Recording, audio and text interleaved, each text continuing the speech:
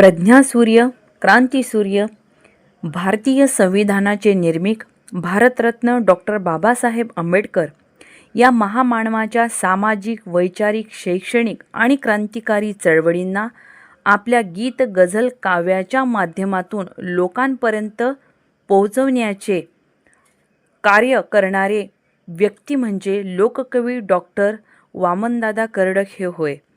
एखाद्या व्यक्तीप्रती, त्यांच्या कार्याप्रती एखाद्या व्यक्तीचं किती समर्पण असावं याचं जिवंत उदाहरण म्हणजे वामनदादा होय.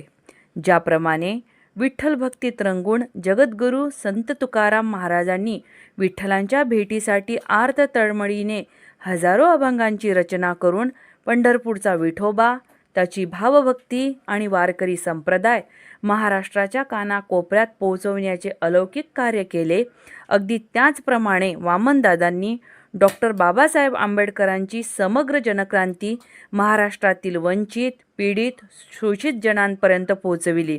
म्हणजेच वामनदादा जणू डॉक्टर बाबासाहेबांचे तुकारामच.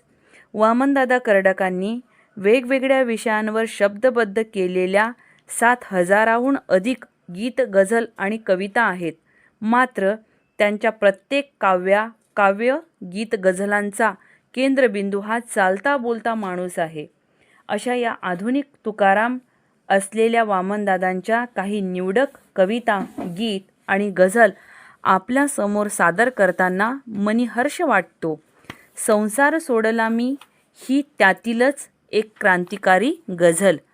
संसार सोडला मी भीमा तुझ्यामुळे, परिवार सोडला मी भीमा तुझ्यामुळे, घरचा आणि रूढींचा माझ्या गळ्यातला गळफास तोडला मी भीमा तुझ्यामुळे, जाऊन तुझ्या पिल्लांच्या कळपात राहिलो, माणूस जोडला मी भीमा तुझ्यामुळे, माझ्या जिराईताचे पाणीच रोखले, तो बांध फोडला मी भीमा तुझ्यामुळे, बसवून 7 कोटी गेलास तू तरीही, गाढा तो ओढला मी भीमा तुझ्यामुळे, वामन परी नादान म्हणूचा वर्चस्व सांगणारा, इतिहास खोडला मी भीमा तुझ्यामुळे, इतिहास खोडला मी भीमा तुझ्यामुळे, संसार सोडला मी भीमा तुझ्यामुळे, भीमा तुझ्यामुळे.